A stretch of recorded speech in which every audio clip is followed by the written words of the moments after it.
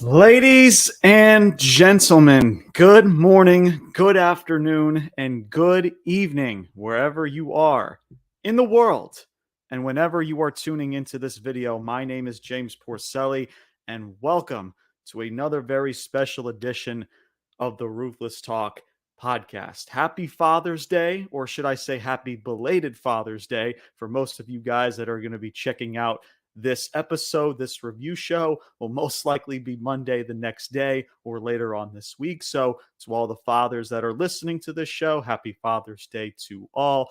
Shout out to my father, Dad, if you're watching. Not sure if you watch these episodes or not, but if you do, shout out to you. Love you, as well as to my man Brian. Happy Father's Day to Brian Thomas, the co-host, the one half of Ruthless Talk. Shout out to him, as he's got kids in his own right. So, of course, much love to him, as well as to all of the fathers that listen to this very podcast, all the wrestling fans that are dads out there. Shout out to all of you guys on this very special Father's Day edition of the show.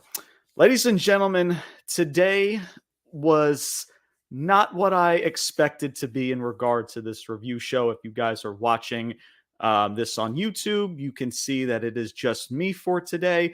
As a reason why Brian Thomas, as well as a special guest we were supposed to have on the show, unfortunately, over the last 24 so hours, things have kind of went into a 180 on my end, and we weren't able to do the show last night, but tonight is just going to be me, as Brian Thomas will be back Thursday to give his thoughts on this said pay-per-view, or PLE, whatever the fuck you want to call pay-per-views or PLE, premium live events nowadays. But Brian will be back on Thursday to discuss and to give his thoughts and his takes on the show overall. So for today, it is just me and me alone, as we are going to go over Clash at the Castle from yesterday afternoon. And there was a lots to go over. 5 matches in total. A lot is to be discussed about this show, and we're going to break it all down in another edition of the good, the bad, and the ugly. So, as well as speaking of Brian Thomas, you are going to be seeing a lot more of Brian Thomas as we get closer to Money in the Bank. So remember that Money in the Bank is going to be the big pay-per-view where you're going to see a lot of more Brian Thomas. What do I mean by that? Well, stay tuned to the end of this video, this episode, as I have an announcement in regards to that, as we're just a couple weeks away from Money in the Bank. So definitely we'll dive into that later on once this show is over, or once this review is over. But let us dive straight into this review. I will try to go over this as quickly as I can, as it is late on a Saturday night. So I will try to go through these matches, through this card as quickly as I can, to try to give out and try to discuss a lot of details in a very short amount of time. So without further ado, we're going to dive straight into Clash at the Castle. Was this good? Was this bad? Was there any ugly? We've been on a good winning streak, a good little streak since WrestleMania of these PLEs as of late. Does that continue? Does the streak continue? We are going to find out. So allow me to go over the rules of this said review. So for each of these matches, each match will get at least 1 tally. For every tally that does go into an ugly column, those tallies will be crossed off and will be turned into 2 bads once we do the final tallies for this review. Whoever has the most tallies by the end of this review will determine whether WWE put on a good or a bad PLE. Those are the rules. If there was anything that was great in this show, your boy will give out not 1, but 2 goods in that good column, if anything was great. Since there is no great column or banger column, right? There will be 2 goods that will be added if anything was great in this said PLE. So, and of course, as always, whether you like these tallies, whether you dislike these tallies, just always remember. Regardless whether you like it or you don't like it, you love it, you hate it, one thing for damn sure, you are gonna respect it. That's right. Shout out to Dwayne "The Rock" Johnson. Couldn't have said it any better. You will respect this board. You will respect these tallies, whether your ass likes it or not. So without further ado, with all of that being said, let us dive straight into this review. Let's get it cracking. Let's dive into things, baby. WWE Clash at the Castle, live in Glasgow, Scotland. Our first matchup of the night. This was your champion, Cody Rhodes, the American Nightmare, versus AJ Styles. This was for the undisputed WWE Championship in an I Quit match. Match time and length was just under 28 minutes in total. Mama Rhodes was live in attendance. She was live in the front row watching everything go down. Fight quickly escalates through the crowd and even through backstage. They go through backstage. They go into gorilla position with Triple H and all the suits and ties backstage. This was very fun, and definitely within 10 seconds, this was already better than their first matchup from Backlash in France. So a lot of good stuff, a lot of big spots in this match. Later on, they go back. They do make their way back into the ring. They come through the rampway and back into the ring. Styles has a screaming match with Mama Rhodes. Mama Rhodes calls Styles an asshole. You can hear her screaming at her, asshole, or you asshole, right? It was, gotta love Mama Rhodes, man. Shout out to Mama Rhodes. So Cody Rhodes does get busted open in this match. He's got the crimson mask and everything early in this match. AJ Styles gets a fuck you, AJ, from Scotland.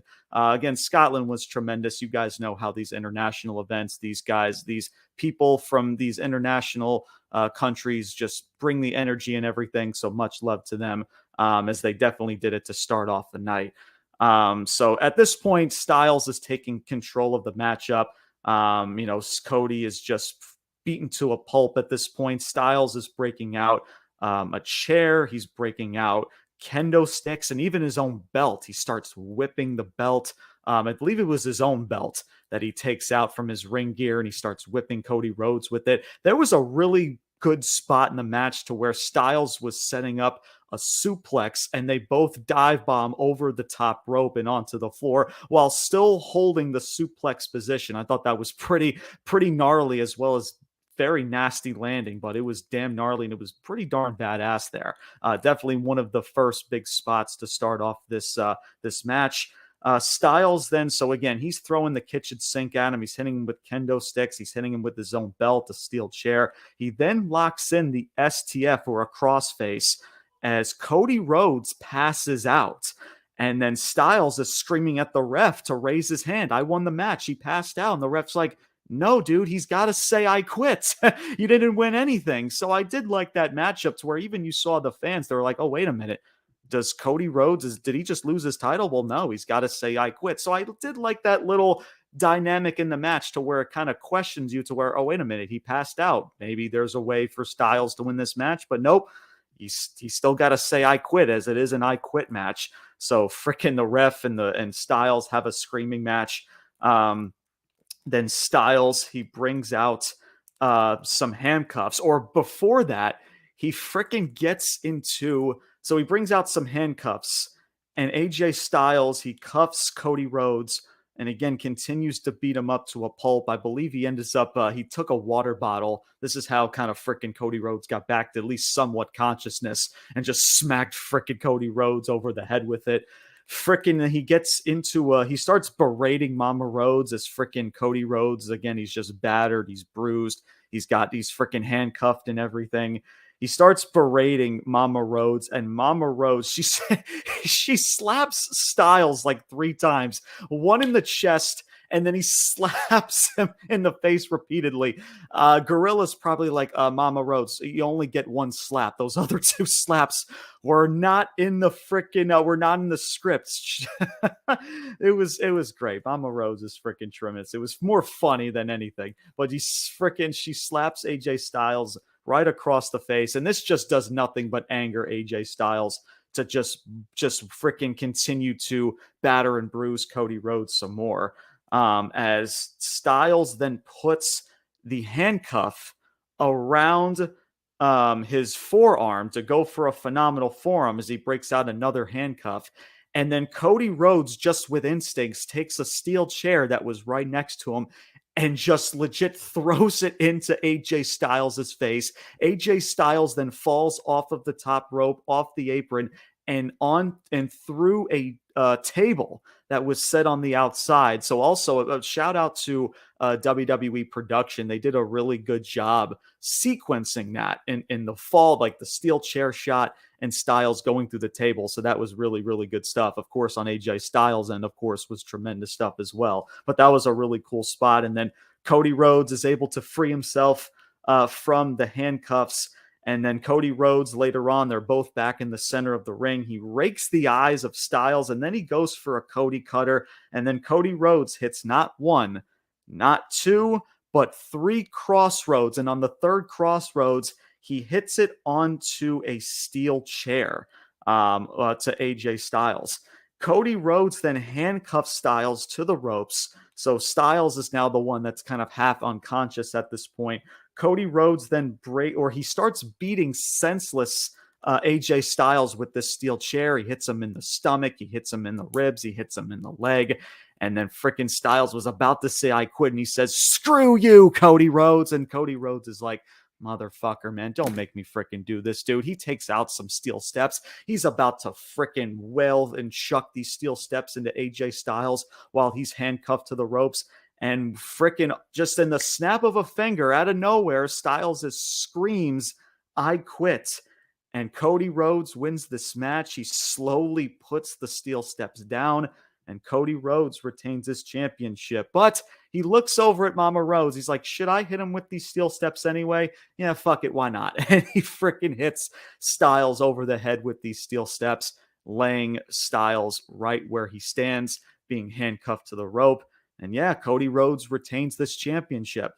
But that was not done. After the matchup, Cody Rhodes, he's celebrating. He's walking up the rampway, and Solo Sikoa kind of comes up behind him as they have a little stare down at the rampway. And all of a sudden, the Bloodline, Tama Tonga, Tongaloa attack Cody Rhodes. However, Kevin Owens and Randy Orton, they both come to the aid of Cody Rhodes. And the mini brawl was on at the rampway, sending the Bloodline back through Gorilla.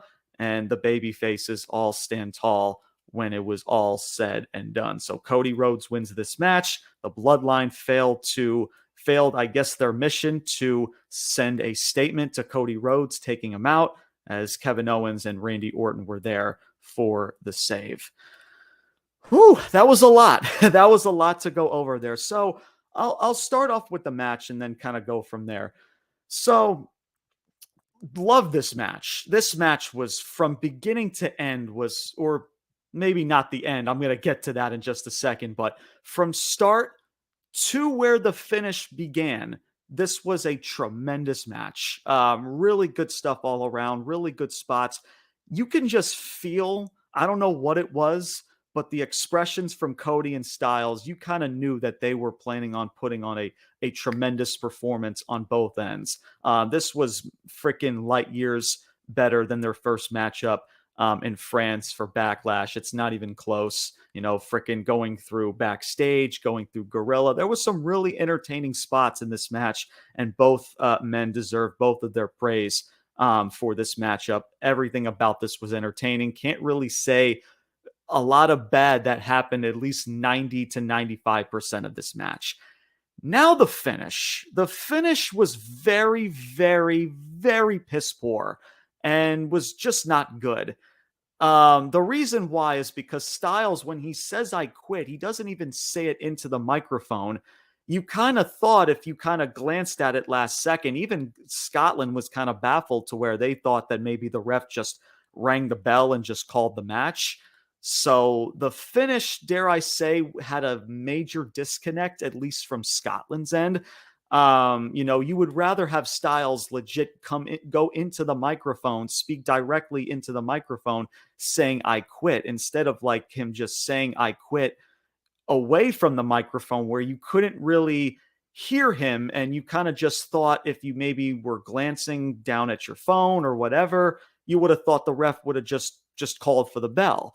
So that finish was kind of piss poor, little anticlimactic, and just a lot more that was to be desired, I guess, for the finish, as there was no OC.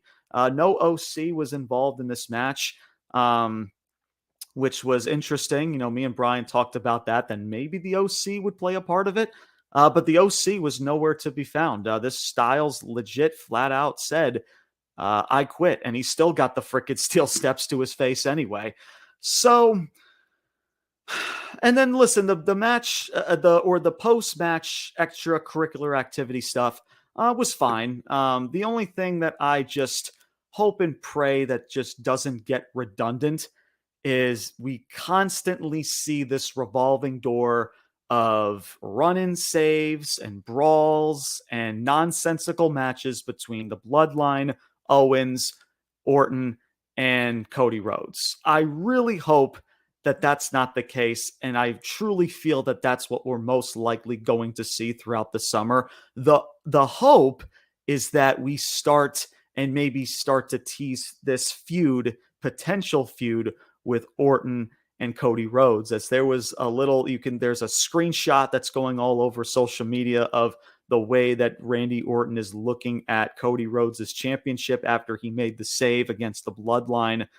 So I don't know. I don't know, man, but I can definitely see WWE prolonging this to where we kind of just drag this out, this whole trio between the Bloodline, Cody Rhodes, Orton, and Kevin Owens, to where, again, you have that revolving door of like somebody maybe cuts a promo, there's a run-in save, and maybe the heels retreat, or the same revolving door of segments that we've seen from like the Bloodline as well as from Kevin Owens as of late.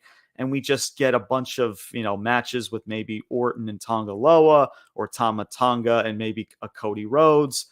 I don't know. I hope that that's not the case, because it's now or never for Randy Orton and Cody Rhodes to start this feud. And I guess because if they want to start that at SummerSlam, maybe they have no choice, or just have no creative bone in their body to just say, all right, let's hold off on Orton and Cody Rhodes, and let's just kind of nonsensically just throw Orton, Cody, KO, and the Bloodline just together just to get through this summer.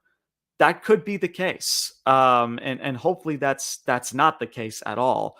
But that's something that, just, again, knowing WWE creative, that's something that they could most likely go down the road to do such.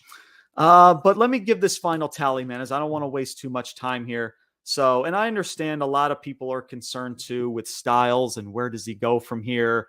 And that's definitely a concern. We don't know, because obviously the guy said I quit. So there's, you would think that this whole spiel between Styles and Cody is done, as well as laying the final blow, which was hitting him in the head with the steel steps and Mama Rhodes being involved.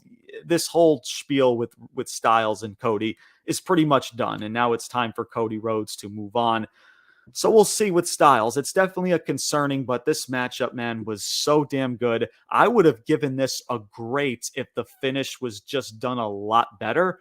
Again, just a lot more that was to be desired with the finish, instead of just having Styles just scream "I quit" without it being in the microphone, and now people are questioning whether the match was just called off, or the referee just kind of just rang the bell and called it a quit. So it was just, it just happened out of nowhere. It was just a very odd finish. It just was abrupt. So I think we could have done a lot better in that regard. However, to start this night off, this was a damn match. This was entertaining. This was fun. A lot of memorable moments, a lot of really good stuff between these two. So it's not going to get a great from me, even though this could have been great.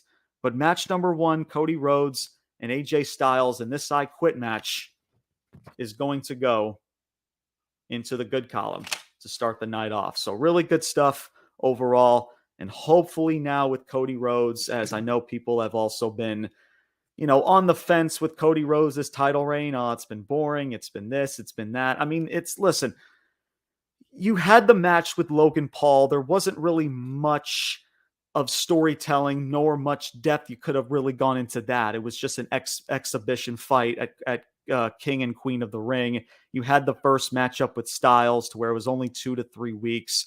So far, there really hasn't been really much to critique over Cody Rhodes' title reign. He's put on some tremendous performances in these matchups with Styles, Logan Paul, and once again with Styles in this I Quit match.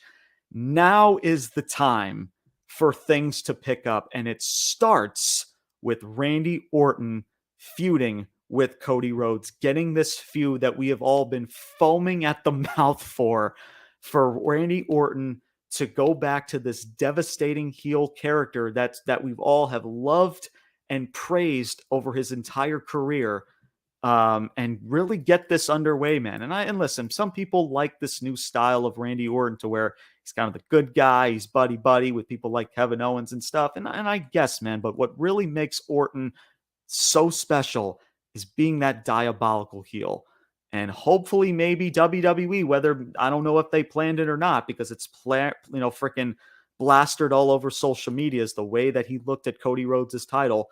Maybe WWE creative uses that moving forward to continue to tease this said feud. That's again the hope. But just hopefully that they just don't make things redundant with the bloodline, Cody, Orton, and KO. That's the fear is things getting really redundant, just nonsensical match after nonsensical tag match, nonsensical 6-man tag, and the revolving door of run-in saves and retreats. And yeah, it can get stale and very redundant very quickly. That's the hope. Or hope that it doesn't escalate into that. So we shall see. But so far so good to start this pay-per-view off, as the I Quit match starts off in the good column. We have 1 in the good, 0 in the bad, and 0 in the ugly. Moving on to match number 2. This was for the women's tag titles, a triple threat tag team match. This was your champions, Jade Cargill and Bianca Belair, versus Shayna Baszler and Zoe Starks versus Alba Fire and Isla Dawn. This match in length was 12 minutes in total. So overall, listen, the ladies were busting their ass in there for at least half of the matchup. Jade Cargill hits a beautiful fall-away slam onto both Alba Fire and Starks in this match.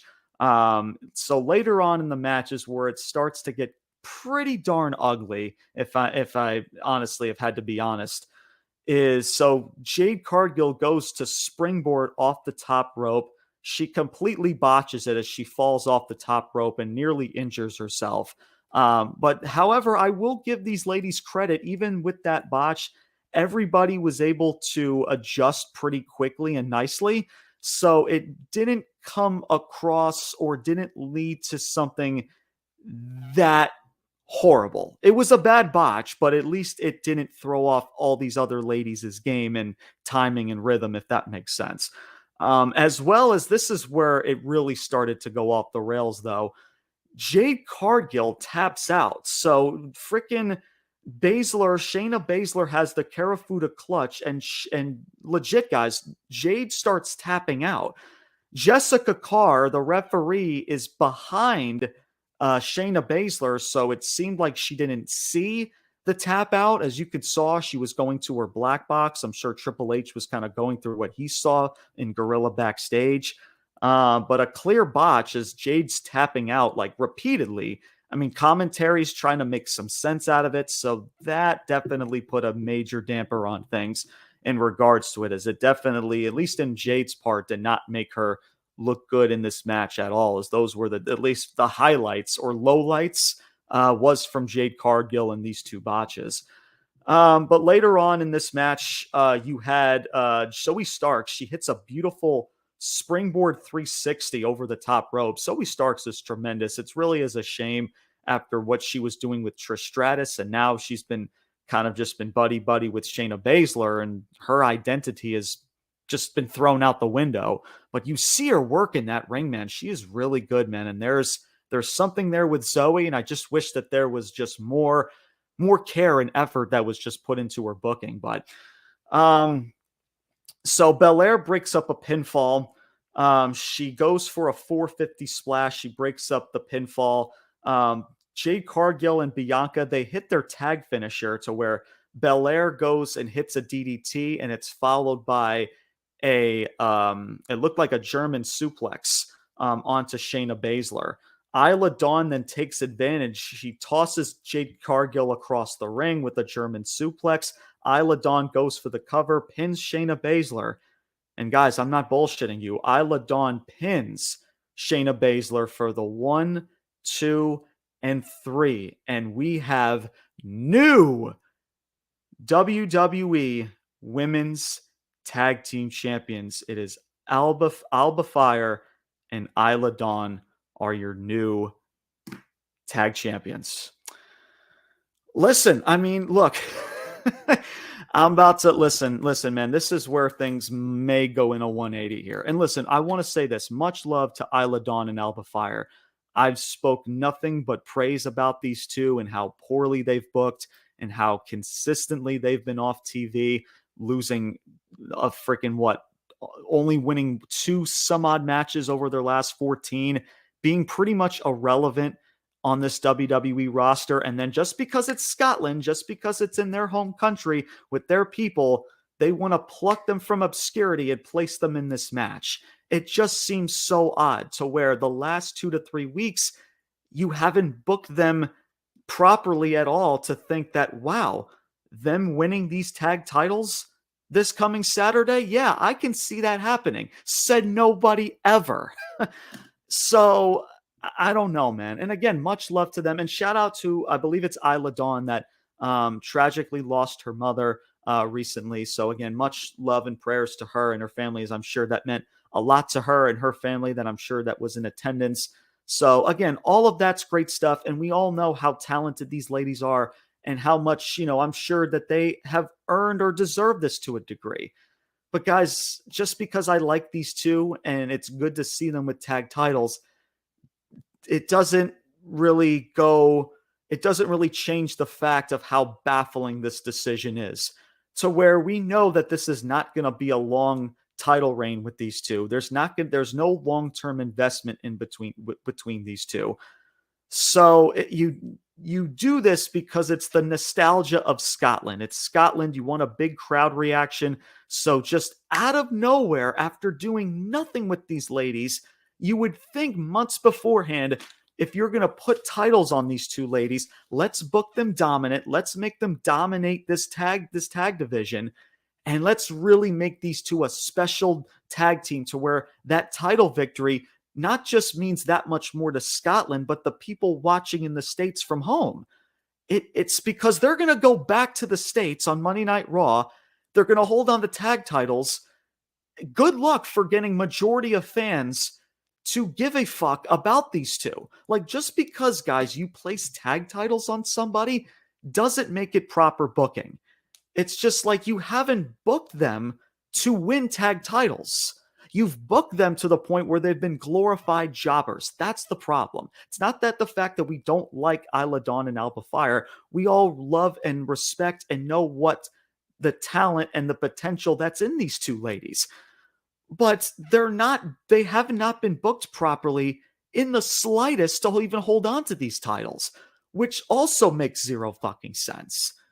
So you throw these titles on just for the nostalgia of Scotland and just to maybe get a cool pop and reaction, to where we all know that there's no long-term investment here. There's just not. And that's my problem, to where they're going to go back onto Monday Night Raw.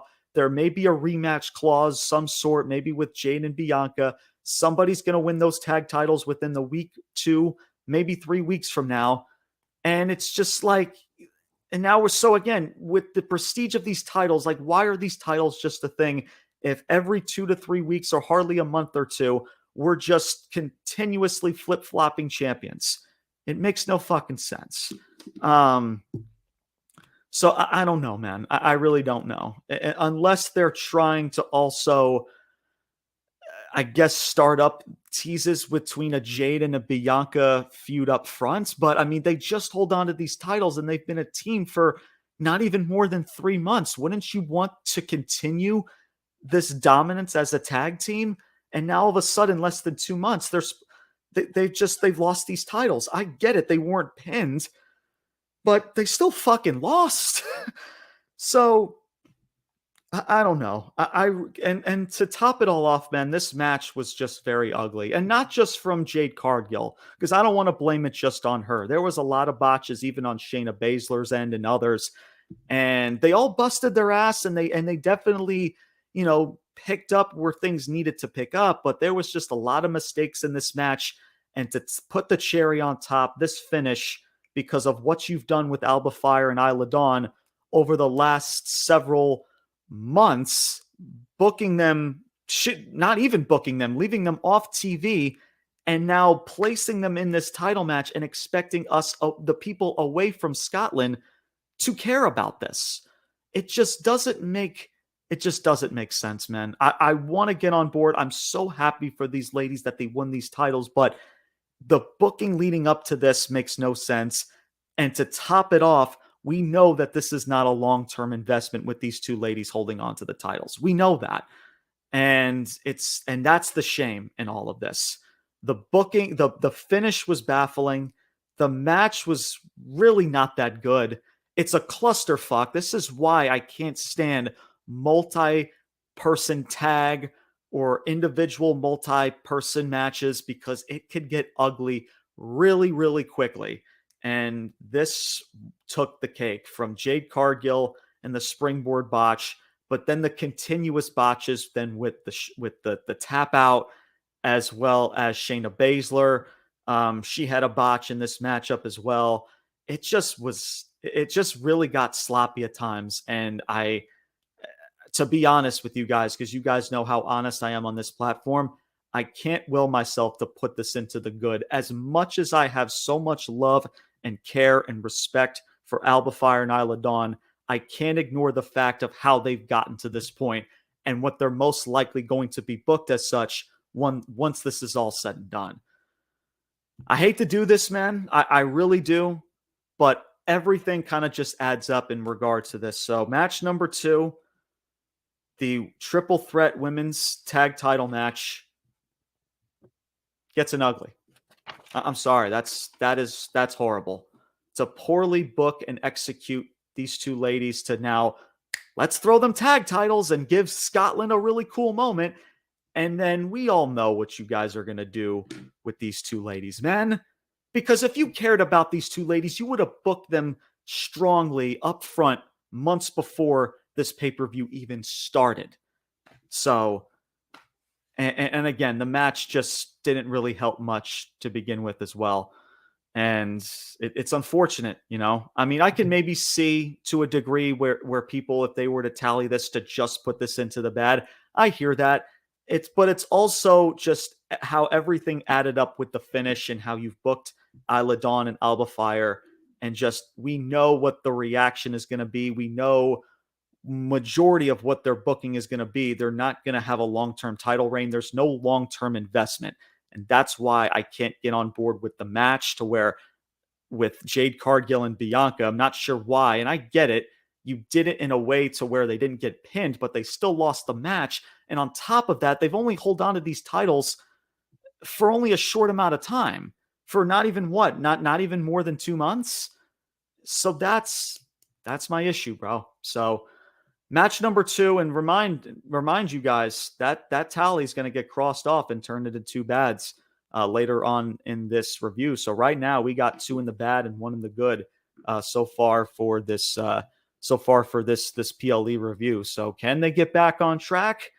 Well, this next matchup might actually do such. Let's go over it here.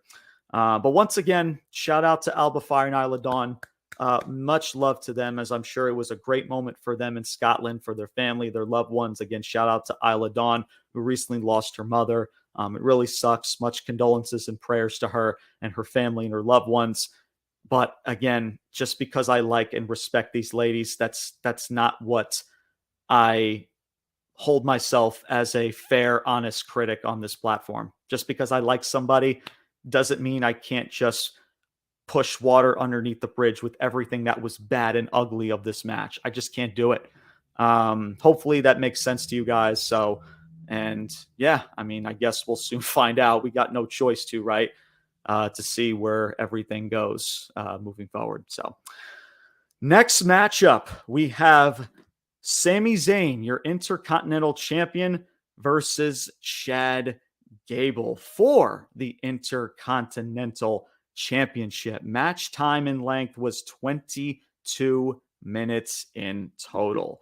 Uncle Howdy Tease was planted onto the screen during Sami Zayn's entrance. So there's the rumor that tomorrow night they're going to be on Monday Night Raw. They're set to make their debut. We shall see, man. I'm looking forward to it. You guys know how I feel about Bray Wyatt, and at least most of this shtick is in honor, or at least in the legacy for Bray Wyatt, as you know, with Bo Dallas, his brother, as well as we believe it's going to be Eric Rowan, Joe Gacy, Dexter Lumis, and Nikki Cross, a part of this said faction.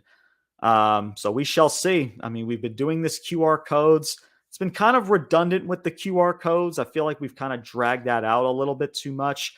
But you know, I can still understand why people would still be interested in the QR codes, but man, just give me this faction, man. I want to see these people debut, and really see what they got cooking, man. Because if their debut is this Monday, then I'm all for it. And you know, I trust, you know, Taylor Rotunda, Bo Dallas, and everyone else to get it right. It's just suits and ties and Triple H, man. Can they hold their end of the bargain to make it just as special and just as unique? So, but we will cross that bridge when we get to it. Of course, I'm sure me and Brian, hopefully we talk about it for this coming Thursday. So, but back into this match, man. So we want Otis chance. Just started going wild in Scotland as Otis and Maxine's got a foot brace after she was knocked off the apron a couple weeks ago in a segment on Monday Night Raw. So Sami Zayn hits Gable with a German suplex. Freaking Chad Gable, this was a devastating landing. He almost lands on his head and neck. So that was kind of a really devastating landing there. It was more of like a half and half suplex, if I want to call it, half and half German suplex there from Sami Zayn. So then later on in the match overall was pretty darn solid, man. You had some really good interactions with Gable and Otis, as well as with Sami Zayn and Otis. Otis was definitely a big part in this match, as we're definitely going to go over it as of why. But majority of the match, man, this was damn good. The pace was slowed down at the start of it. Then business started to pick up as, you know, of course, putting on, you know, freaking, I mean, it's Chad Gable and freaking Sami Zayn. I mean, you guys knew that this was going to be, along with the storytelling that was about to go on in this match, you knew this was definitely going to be good into that degree. But later on in this match, so Chad Gable, he takes the Intercontinental Championship and gives it to Maxine. So Chad Gable goes back into the ring and distracts the ref, and allowing Maxine to potentially hit Sami Zayn over the head with it. Sami Zayn's underneath the second rope, as you know, there was a little bit of time for Maxine to maybe hit Sami Zayn over the head with that title, but she couldn't not bring herself to do it. And Chad Gable was like ordering Maxine to get up on the ring apron, again, berating her, like, what are you doing? What's going on? Sami Zayn is setting up for the Halula kick. As he goes for the Alula kicks, Chad Gable sidesteps it, almost knocks Maxine off the apron again. As Chad Gable takes advantage, he hits his German suplex. Sami Zayn kicks out of it. 2 9/10, by the way. Freaking even Chad Gable, like, bro, come on, man. That was that was 3, man. You can't tell me that was 3. It was that freaking close, man. Even freaking Scotland freaking lost a heartbeat to that from that count from the referee. So Otis, so there was more stuff going on at ringside, as Sami Zayn Chad Gable had Sami Zayn in the ankle lock on the outside of the ring. And then Sami Zayn ends up countering it, sending Chad Gable into Maxine and takes out her injured leg. And Otis doesn't see it. Otis thinks that he did this on purpose to Maxine. And this camera shot was beautiful. Otis slowly turns his head over to Chad Gable like, you did not just do that to Maxine. And Chad Gables is like, fuck. And Chad Gable's trying to calm down Otis as Otis is freaking pissed, man. The crowd is behind Otis. They want him to kind of, freaking take one straight to his dome piece, right? As freaking then Sami Zayn then dives over the top rope.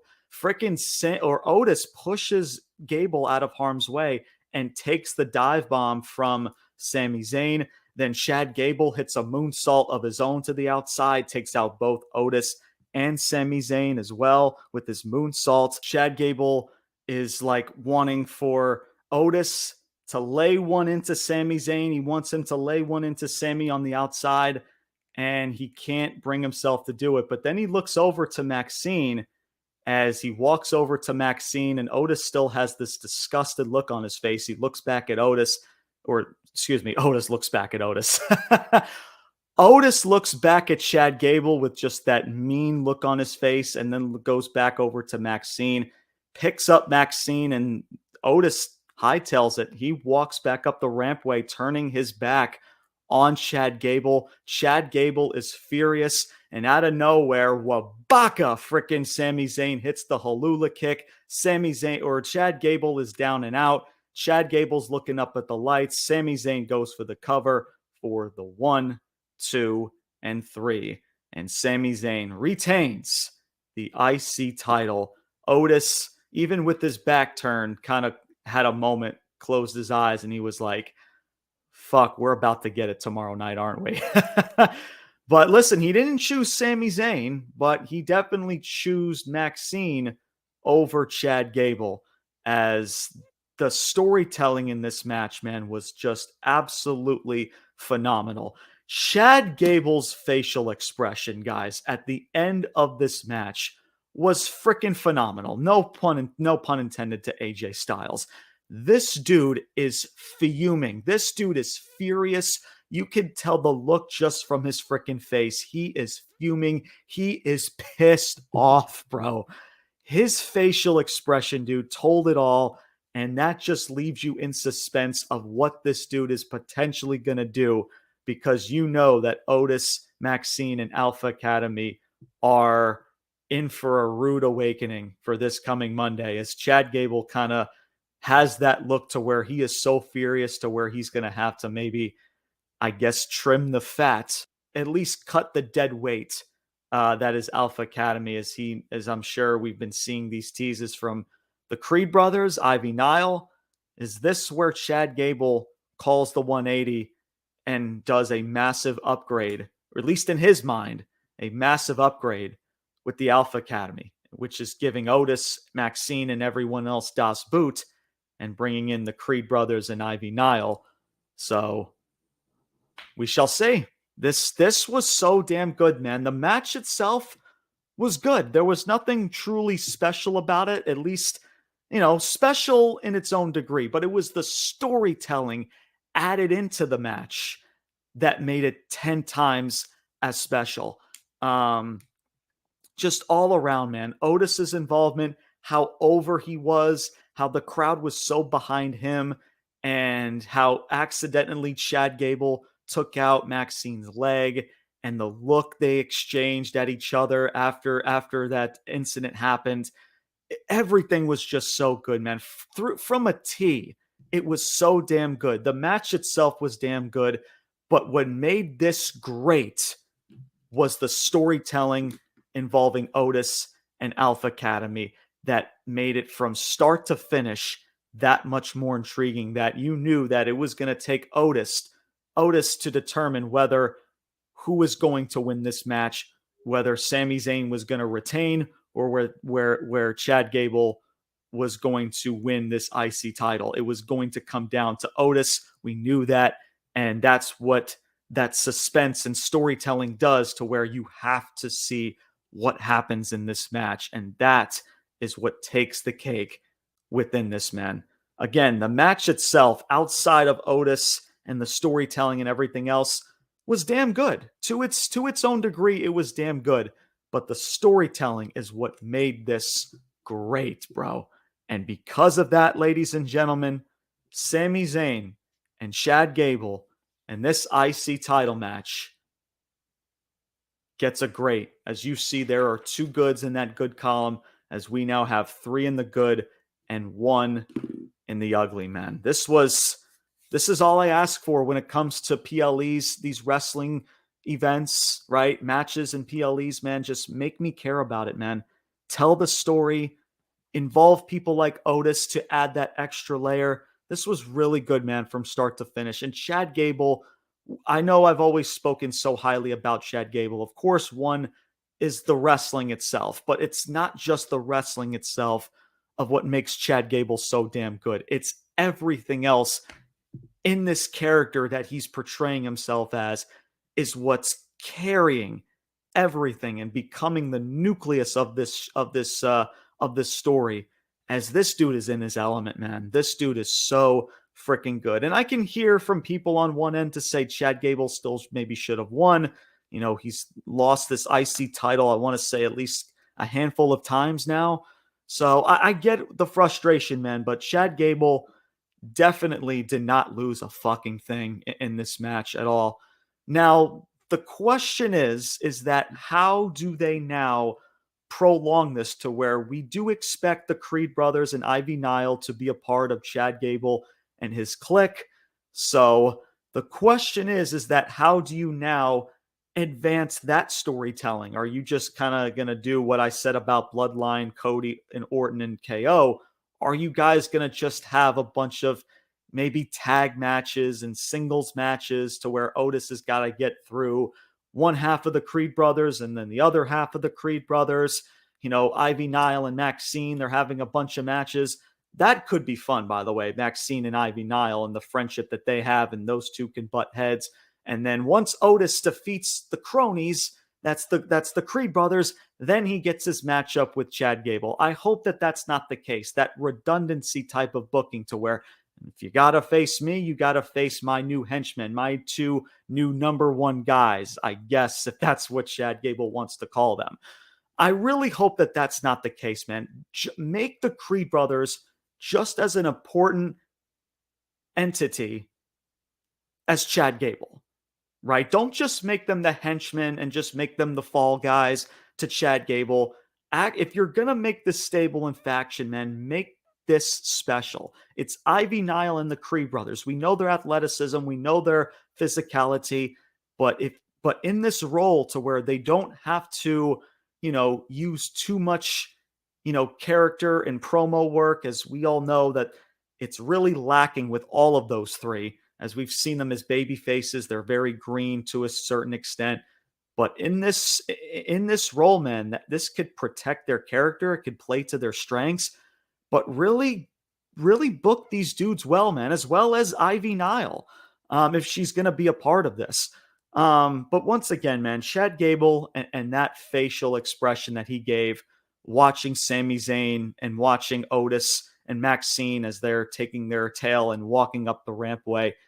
This dude is furious, bro. So I'm telling you, it's that last visual that you see that was Chad Gable looking absolutely furious and fuming is what leaves you in suspense to say, man, what the fuck is this guy going to do tomorrow night on Monday Night Raw? And that, ladies and gentlemen, is how you gain interest. That is how you gain fans to say, you know what? College baseball is on tomorrow night, but man, I gotta see what Chad Gable is going to be up to, because he was not happy freaking this past Saturday after he lost that match because of Otis. It's as simple as that, man. Simple as that. As we've talked about Otis and how he's just so fed up with Chad Gable. He's been at his breaking point, and it's only a matter of time now for things to finally just butt heads, both Otis and Chad Gable and the rest of Alpha Academy, for once and for all to finally just implode. And yeah, man, the match on one end was damn good, Talents did their thing. Chad Gable and Sami Zayn, tremendous match. I can hear some frustration about, Chad Gable deserves his moment. He deserves a big title reign as well. Chad Gable has already announced that he has signed or has re-signed or is potentially about to re-sign a new deal with WWE, a new contract. So Chad Gable ain't going anywhere, which we already expect. We knew that. It's just, it only came to, like I said, it only came down to a matter of when. So, but look, man, from start to finish, from the match and on top of it, the storytelling is what did it for me to make this great. And everybody has played their role so beautifully. And hopefully, when the Creed brothers and Ivy Nile are added into this, all of this momentum, especially for Otis, because Otis can gain a lot from this. Hopefully for Otis, this continues to build up. Will it? We shall soon find out. But so far, that great gives it back on the other side of things to where we now have 3 in the good. And if you were to cross that ugly off, we now have 3 good to 2 bads for this review. Can we continue to build off that momentum? Well, let's find out in our next matchup. Our next matchup, our 4th matchup of the night, this was Bayley versus Piper Niven. For the WWE Women's Championship, this match in total was 13 and a half minutes. Chelsea Green, or excuse me, let me rephrase that. Chelsea Green, right? Shout out to Samantha Irving. I gotta do it, right? Out of love for her. But she gets ejected minutes into this match. The crowd really wasn't that into this match, outside of some Bayley chants at the start of it. The crowd really went mild, and that's saying something being in Scotland, right? Just nothing truly happened in this match outside of what did commentary call Chelsea? Nacho Chelsea, as she came out in a lucha libre mask. And she came at ringside to distract the ref as Bayley hit the belly to belly, but the referee wasn't there to make the pinfall. But once the referee turned back around, went for the pinfall, Piper Niven kicked out. Niven hits a Piper driver, but Bayley kicks out at 2 on that. And then it was all said and done. Bayley hits a crucifix pin for the W, or pretty much a devastating roll up, just to kind of speaking, overall terms. The crucifix pin, it's a roll up. As Chelsea Green, or Nacho Chelsea, whatever the fuck you want to call her in a mask, she was taken out at ringside by Bayley after she caused a distraction to the ref, and then Bayley took out Chelsea and dealt with that problem, and then later on hit that crucifix pin or crucifix roll up and pins Piper Niven. So Bayley retains this match as we expected. Again, it's a shame that, like I said, in regards to Isla Dawn and Alba Fire, it's just, again, the nostalgia of, because Piper Niven's from Scotland, let's pluck her from irrelevancy and put her in this match. As the crowd, man, honestly, it just tells you everything you need to know about this match. There was nothing special. There was really no story that was truly told in this match outside of maybe Chelsea Green. I'm not sure why it was even a good decision to get rid of Chelsea to begin with, as she could have been the big highlight of this said match, because just being Piper and Bayley in that ring didn't really do it for that Scotland crowd. It just really didn't. Nothing was ugly. I mean, it was a decent match, but this was no better than a match on a SmackDown, bro. And I've been saying this all the way up leading into this. Just because it's Piper Niven, we have love and respect for Piper Niven. Why couldn't you book this woman beforehand to make her feel like a beast? Because beforehand, I really didn't have that much excitement going into this. And the way that this match was booked kind of just proved my point of why I wasn't even excited for this match. And again, listen, hopefully with Bayley, because right now Bayley needs to get her title reign going. She had her match with Naomi, and now she's had this match. with Piper Niven and with others. So things definitely need to start picking up here for Bayley, and hopefully her title reign doesn't get to the point to where it's just boring and nobody's interested in it, to where there's a lot more other assets in the company that are just as entertaining right now than Bayley. It's unfortunate, but look, I'm not going to put this into the ugly. There was no major botches. There was nothing that was ugly about this match. It just didn't do it for me, as I'm sure it didn't really do much for a whole lot of fans that were watching this said match. So again, the right person won. Ain't no way you're going to have Piper Niven. I don't give a shit if it's from Scotland or not. You're not going to have her win this match. Ain't no fucking way. Bayley still just won this title. It'd be weird for you to just take this title right off of Bayley. But still though, man, as much love as I do have for Bayley and for Piper Niven too, there was just nothing that really intrigued me or pulled me into this match from start to finish. It just didn't happen. And once again, the crowd kind of proved to you, or just proved that to you while watching this match, as they went mild very, very quickly as this match went on. So with that being said, because I do want to get to this main event, there's a lots to go over this main event. Match number 4, Bayley and Piper Niven goes into the bad. It's not going to go into the ugly. There wasn't enough ugly in this match, not like the triple threat tag match, but I can't put this into the good, man. Not with everything that I kind of just broke down. I can't do it. So, and that's it. Definitely just unfortunate, I guess, to where it was baffling that you even had Chelsea Green not majority be a part of this match, to where her presence at ringside and her involvement, to where, yeah, she was still involved, but why have her ejected within seconds and minutes of the match?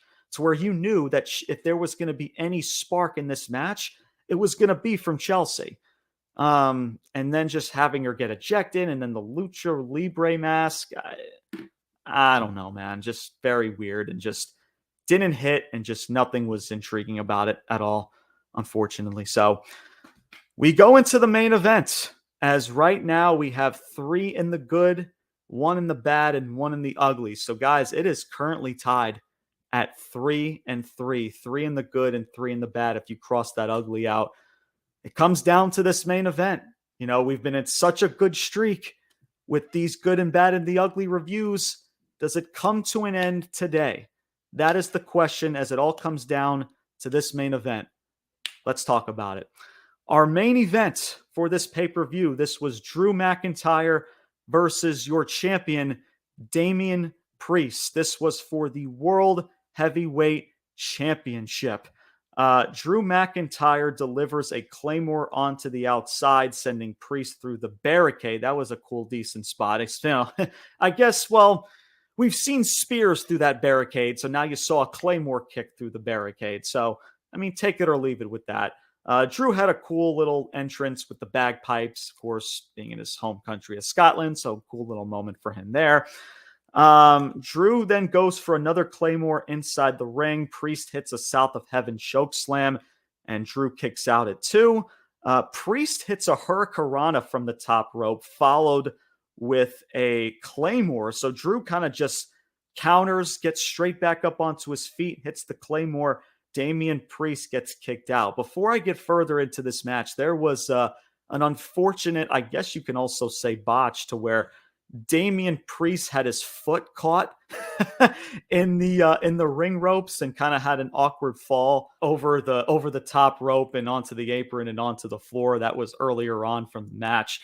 That was kind of the only, I guess, awkward or uncomfortable spot there throughout the match. But outside of that, this match was pretty darn decent for majority of this matchup for a certain degree.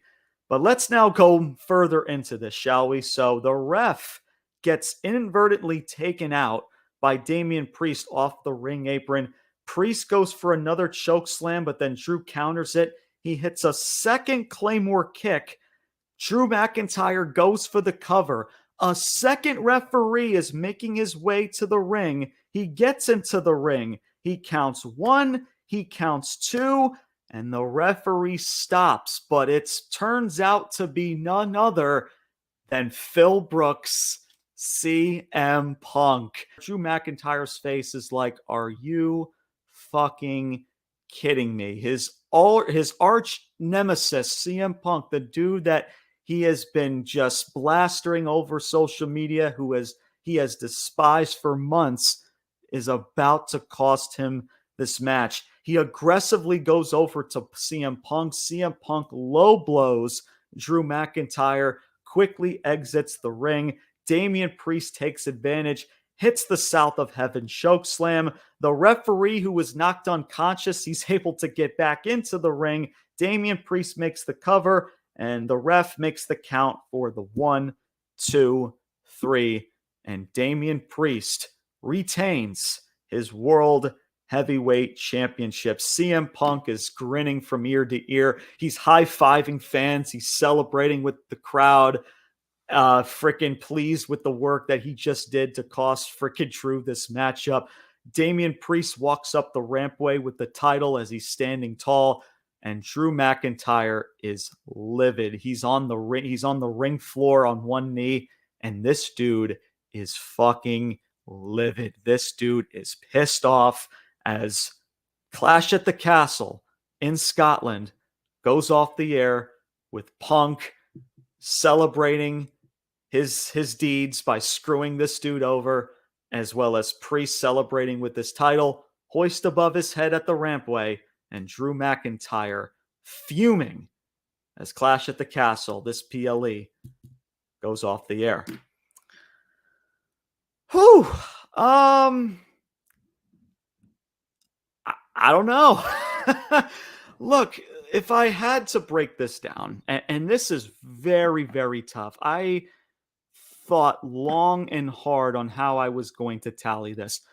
Up until the end, this was actually a decent match. And going into it, I've spoken about heel versus heel, and just, I get it. The Scotland crowd, it's one thing to that certain degree, but for a lot of people in the States, it's heel versus heel. So now you kind of blur the lines with, oh, well, it's Scotland, so he's going to be cheering and he's the face in Scotland, but he's the heel in the US.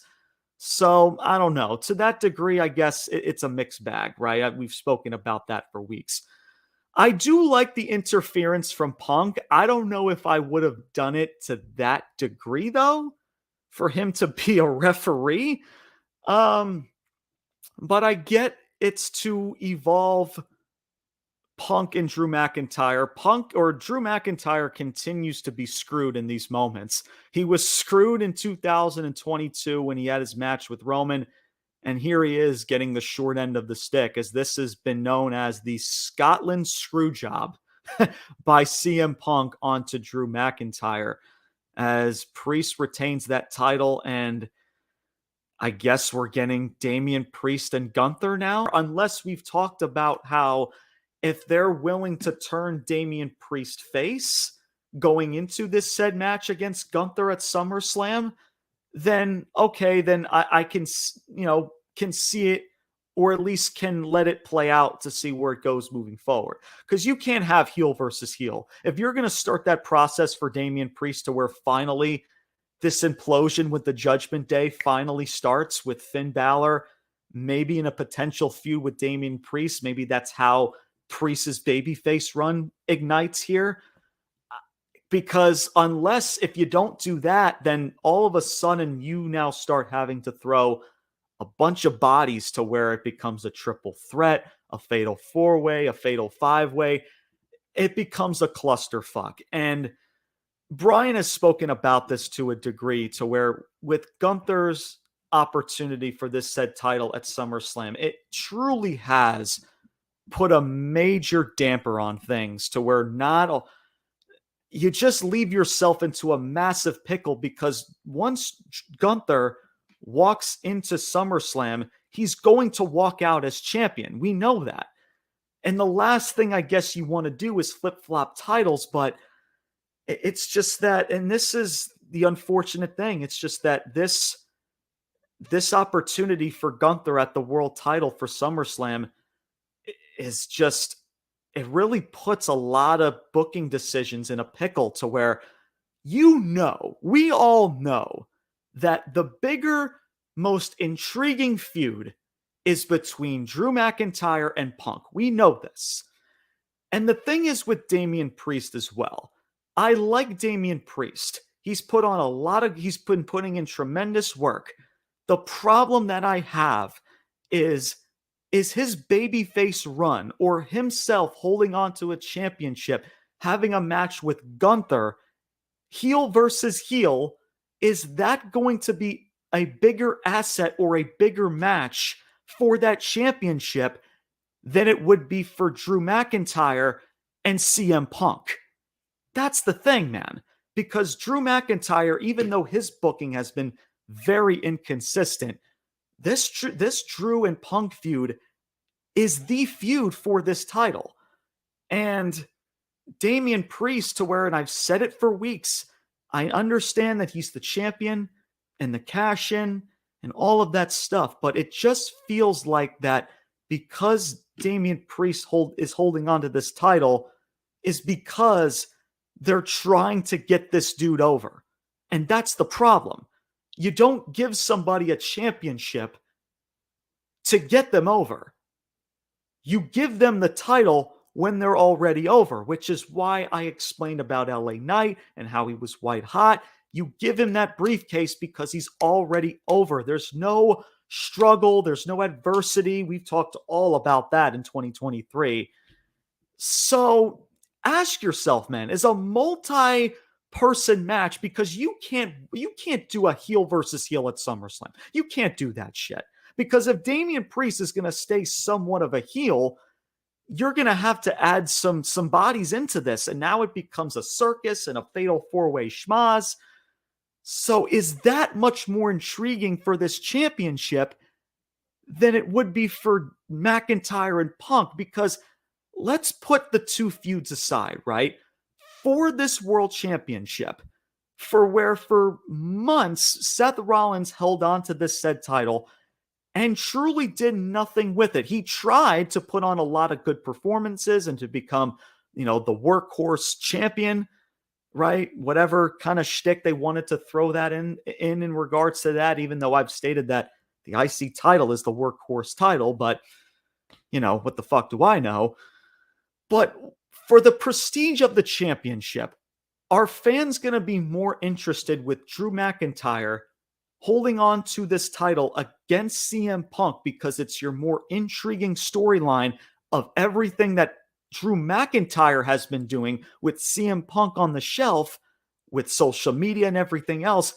But with Damian Priest, how much interest, unless you're going to turn him face against members of the Judgment Day like a Finn Balor and maybe do Demon Balor and Damian Priest, I don't know what the end game is here.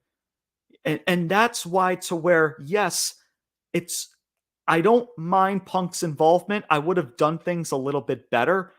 The matchup was fine, even though technically it's heel versus heel, if you really think about it.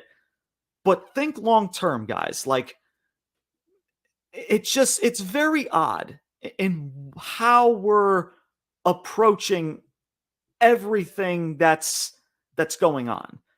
So, and most of it, again, has to do with Triple H and deciding that it was such a good idea to, at the very last second, to say, by the way, before this King and Queen of the Ring final starts, or this PLE, the winner of these two tournaments is getting a title opportunity. That's where, straight from the jump, I was like, okay, this feels rushed. This feels last second. And it's not helping everyone else's cause, to where now you got to give Drew another devastating L. Because if you, like, Drew, I feel bad for Scotland. I mean, the sales was taken out of this crowd when Damian Priest won this match. I mean, go watch for yourself. I mean, it kind of reminds me of WrestleMania 39 to a degree. So, and after the match, you saw on social media, freaking Drew McIntyre's pissed. He's screaming at Wade Barrett. He's screaming at officials. He's screaming at Corey Graves, which I love on one end, how so good Drew McIntyre is selling it. But was this the best decision? oh, well, James, Punk and Drew McIntyre doesn't need the championship. To a degree, I hear you. I hear where you're coming from, but ask yourself with Damian Priest, right? And I guess it determines, we're going to find out where Damian Priest goes in regards to his title reign, and do they finally break up the Judgment Day? Do they eventually have, we talked about Finn Balor and Liv Morgan and their tandem, and, I guess starting up this new version of the Judgment Day to where Finn Balor's the leader, Priest goes full babyface alongside Rhea Ripley. I don't know, guys, because if that's not the case, and we're just going to do Gunther and Damian Priest, I don't understand how that heel versus heel shtick, or even if Damian Priest is a face, how is that going to be that much more intriguing than what CM Punk and Drew McIntyre have been building up for weeks and months? Because think about the prestige of the championship, to where I get it, it doesn't need the title. But Damian Priest, you can argue on one end to say he only has this championship because this company's trying to still get him over, when he's not. He's a good talent. We all respect Damian Priest, but he's not over to the extent to when LA Knight was over and was white hot. He's not over to a certain extent the way that a Seth Rollins was. As much as I can't stand that fucking song, he's not to a Seth Rollins. He's not a CM Punk type of having that certain connection. He just doesn't. That's the unfortunate thing. But what can change that is if you do this Judgment Day split, you have Finn Balor, I guess, become the heel and become the new diabolical leader of the Judgment Day. We finally get this demon character for once, finally. We'll see. And that turn of the Judgment Day helps this babyface turn, work itself out. That's the hope, at least. But for Drew McIntyre, man, this dude continues to kind of just get the short end of the stick. And on one end, it's really cool that they involved between him and CM Punk. But on one end, man, for the prestige of the title, what's going to add more suspense and more interest? Is it Punk and Drew? Or is it Damian Priest against a Gunther? Or a Damian Priest, Gunther, and another body that's added into the fray?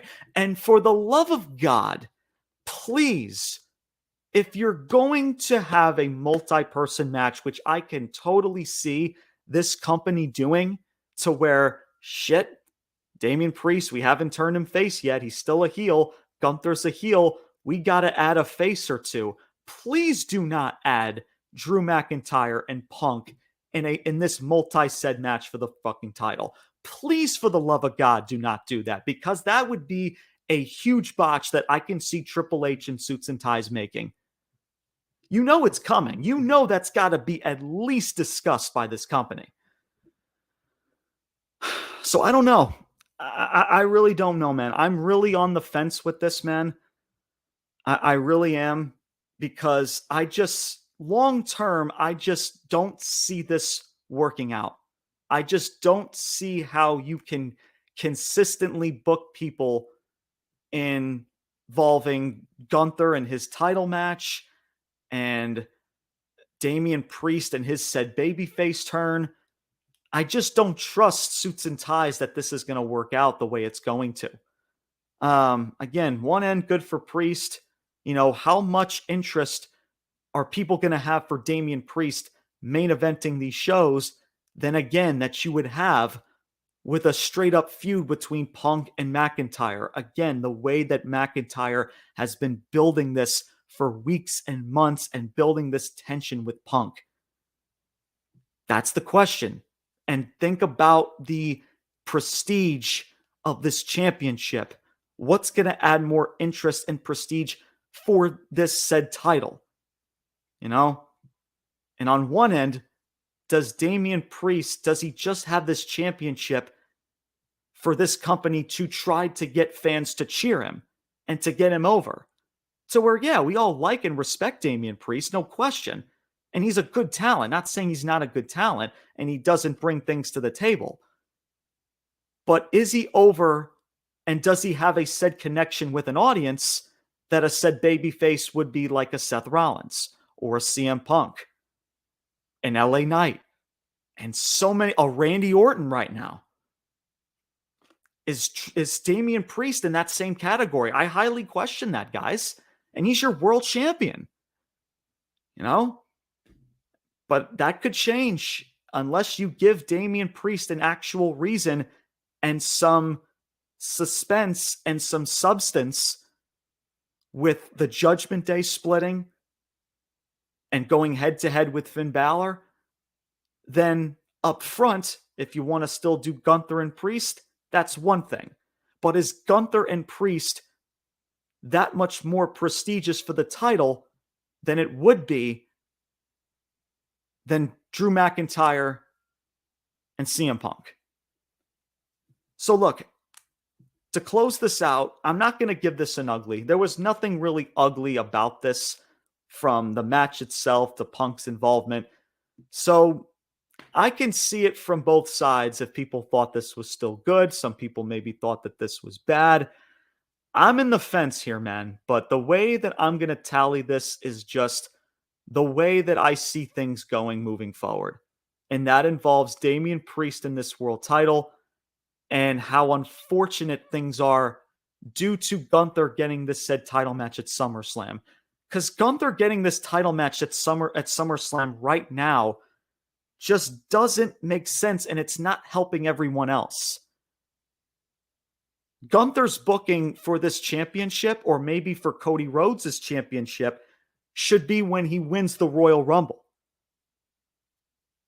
and potentially maybe wins this championship at WrestleMania or somewhere down the line in this calendar year, not in the middle of the summer in 2024. You know, that's it. It doesn't help things. It puts things in a pickle. I don't know, man. But look, people are not going to be happy with this.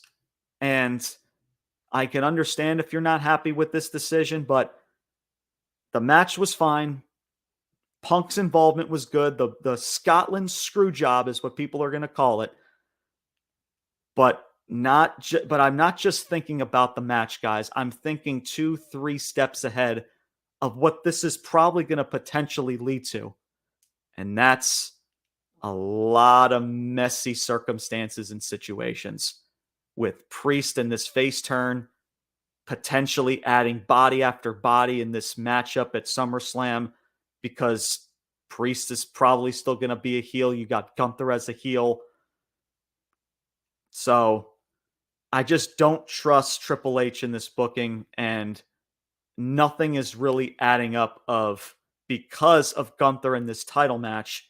It's not helping Drew McIntyre and his consistency and his booking.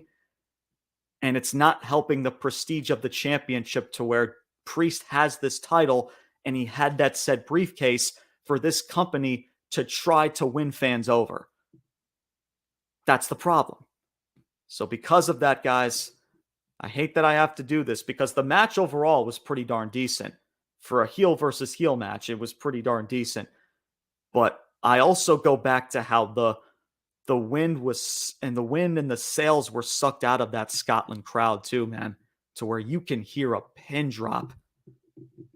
And yeah, those are my thoughts about it, man. So let me reveal my final tally here. This matchup between Damian Priest and Drew McIntyre for the world title goes into the bad column. I know. We were on such a roll, man. We were on such a good streak with good, consistent pay-per-views. And listen, this wasn't by a landslide a bad pay-per-view, right? And things could have been different if we could have had a better finish with Styles and Cody Rhodes. If the finish wasn't that baffling with the triple threat tag match, if there wasn't so many botches and you could have booked people properly leading up to that said match, this could have been a completely different story. But there was just one tally more bad that just outweighed the good in this pay-per-view. And because of that, ladies and gentlemen, as I do my final tallies, by one tally, this pay-per-view, this PLE, WWE Clash at the Castle, from a score of 4-3, was a bad PLE. And that's it. Listen, if you don't agree, then I don't know what to tell you. You guys know how honest I am when it comes to these reviews. I critique it all, man. And I know Brian, he's just as honest as I am when it comes to dissecting these matches and pay-per-view shows. And we'll see what he thinks about it in regards to this coming Thursday, as he will give his thoughts on this show. Again, shout out to him. Happy Father's Day to him, as well as happy Father's Day to everyone listening and watching the show.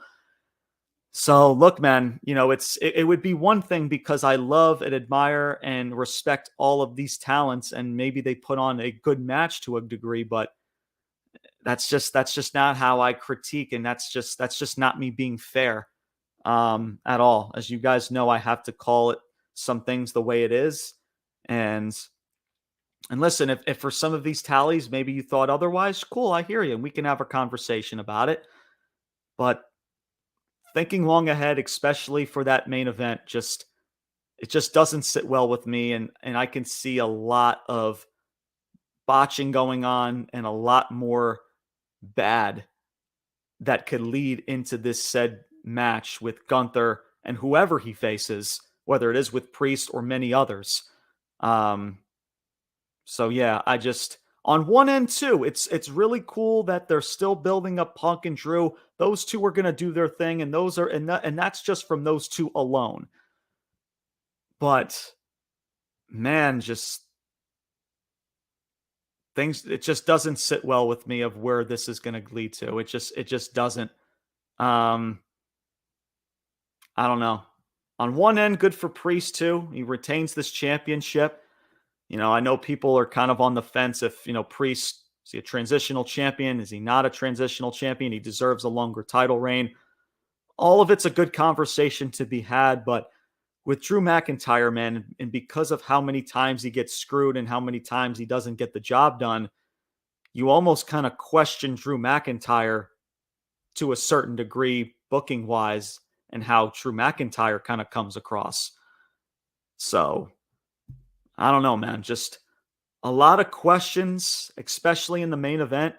And it's really not good questions. Some of it's good between Punk and Drew. If we're, I'm sure a lot of us, including myself, is still very hopeful about that. But outside of that, man, with Gunther's title shot, Priest and his title reign and his maybe, I guess, said babyface turn, I don't know. I'll believe it when I see it. But I just see a lot more going wrong than it will go right. And that's the case, man. We were on such a good streak. Even in WrestleMania, we've had just goods all across the board, a lot of consistency to where things weren't over the top great, but things have been consistently good. But by one tally, man, one tally could change everything. One little critique, one little decision in a show to put on the dotted line and to send it out the door could change everything when it comes to these reviews. And that's pretty much it, man. So again, to reveal my final tally as we wrap things up here, we have 4 in the bad and 3 in the good, as Clash in the Castle overall, again, by one tally, was a bad PLE. Thank you guys so much for tuning in to this edition of the Ruthless Talk podcast. This was the WWE Clash at the Castle review. Thank you guys so much for tuning in to this episode. Again, Brian will be back with me on Thursday to talk Monday Night Raw, and he will give his thoughts on this said pay-per-view, on this said PLE, of what his takes are from the show, as well as what can go forward leading into Money in the Bank and SummerSlam. As he will be back on here Thursday. And again, also apologies, as I know I was supposed to have a big special guest on this show. Unfortunately, over the last 24 hours, things have just gone a complete 180, and audibles had to be made. So I do apologize, as I did build up a lot of suspense for all of you guys, but that person will be on the show eventually. Me and him are still in talks for him to be a part of the show, as well as a lot of other people that I've had the pleasure of speaking with, talking about wrestling and everything else. Very good people, a lot of supporters of this platform. As you will see these people, we will be having guests again in the future. Just hopefully everything just kind of just all comes into place. That's the at least the hope in regards to it. But one little announcement, man, is I will be discussing this as we go into Money in the Bank. For Money in the Bank, ladies and gentlemen, I will not be a part of the review show, as well as for the Monday Night Raw after and the SmackDown review show after.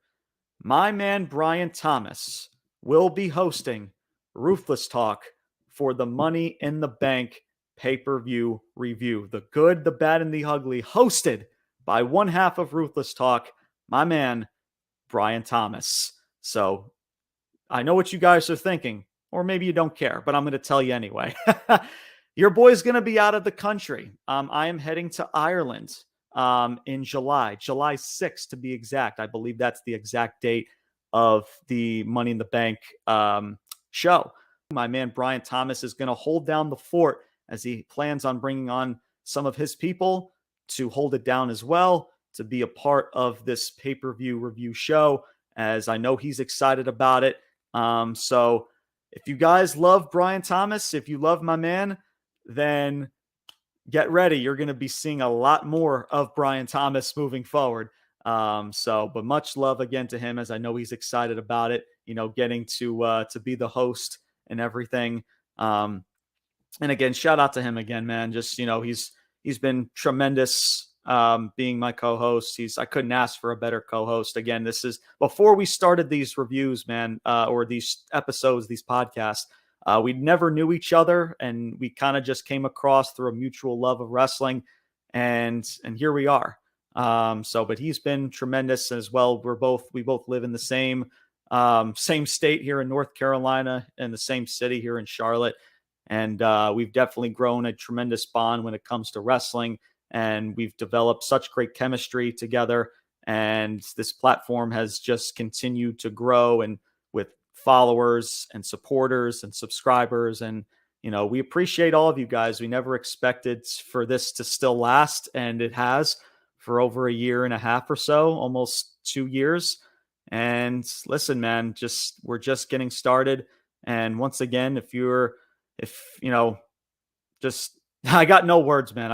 Again, thank you guys for all your support. And like I said, Brian Thomas will be hosting the Money in the Bank review that is coming up in a couple of weeks. So make sure you guys stay tuned for that, as there will be reminders and all of that stuff. So over the next couple of weeks, you won't pretty much see me by the time we get to Money in the Bank for pretty much an entire week or so. So who knows what I come back with in regards to my thoughts, and hopefully I could still keep up with WWE television as well as with AEW and everything going on in the wrestling world. But, of course, I'll cross that bridge when I get to it. But that is my announcement. Brian Thomas will be hosting Ruthless Talk for the Money in the Bank review show. That will be sometime either that said weekend, which is July 6th or 7th, around that time frame. So make sure you guys, of course, stay notified for when that episode drops, as well as for this episode. And don't forget, of course, to follow us on Instagram and TikTok. That is Ruthless_Talk. We are also available on Spotify, Apple Podcasts, as well as on YouTube. Subscribe to our YouTube channel. We are so close to 200 subscribers. So make sure you guys hit that subscribe button, join the community, join our platform, as well as follow us again on TikTok. We are so close to 1,700 followers on TikTok. We're almost less than 6 to 5 followers away. So make sure you guys spread the word, smash that follow button. We create so much tremendous pro wrestling content.